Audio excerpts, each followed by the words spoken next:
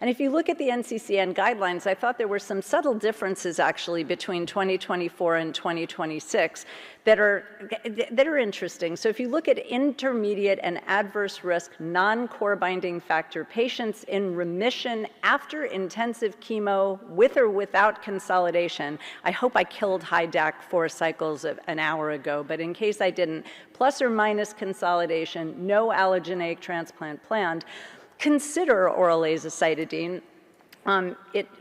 I'm not sure why it's couched, but consider oral azacitidine until progression, that's category 1.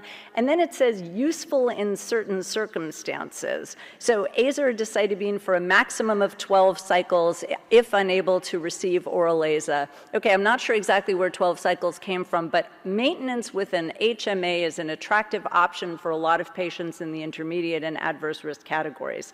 For the FLT3 patients, we heard a little bit about this, but we're going to talk about it again in this maintenance section. The main thing is for FLT3 ITD monitoring, you are monitoring the ITD. So remember the question that we were asked in the beginning. You are not tracking FLT3 TKD mutations in the way that's being discussed here for maintenance and for discussion of how to use, for example, quizartinib and gilteritinib, which I'll go over. If you go to the bottom, though, it says post-allo with high-risk AML, and there is an often neglected low-dose decitabine GCSF, which was a randomized trial, actually, that gets a category 2B. And, you know, it's mysterious sometimes in AML, the things that don't get a lot of press. We discussed a lot of trials going into this that somehow they didn't get a lot of press. This is another one which sort of, if you ask transplanters, sometimes they use it, sometimes they don't, but it is in the NCCN guidelines, and there was a randomized trial.